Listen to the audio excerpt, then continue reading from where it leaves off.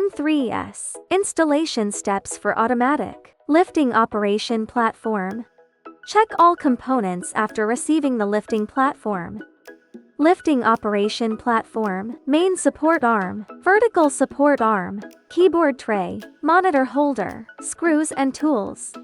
First, after connecting the power supply of the main lifting platform, press the up button. Raise the lifting platform to its maximum height for easy installation. Install the main support arm, align with the screw holes and tighten the 8 screws to complete the installation. Next, connect the vertical support arm to the keyboard tray. Align with the screw holes, and tighten the 4 screws to complete the installation. Connect the vertical support arm to the main support arm. Align with the holes, and tighten the 3 screws to complete the installation. Next, install the monitor. Unscrew the 4 screws on the back of the monitor.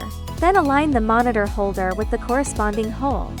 Then tighten the 4 fixing screws.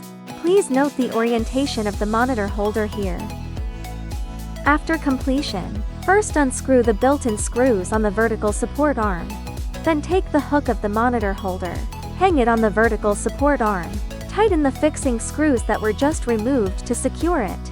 Next, perform the cable routing. Unscrew the 4 screws to open the rear baffle of the lifting platform. Place the computer case into the right side host compartment. Connect the computer's power cable according to the steps. Monitor power cable, and the power cable of the skin analyzer. Connect the DP high definition cable between the monitor and the computer, and the data cable between the computer and the skin analyzer. Note that the data cable must be connected to the computer's USB 3.0 port. Finally, plug the USB cables of the keyboard and mouse into the USB ports of the chassis.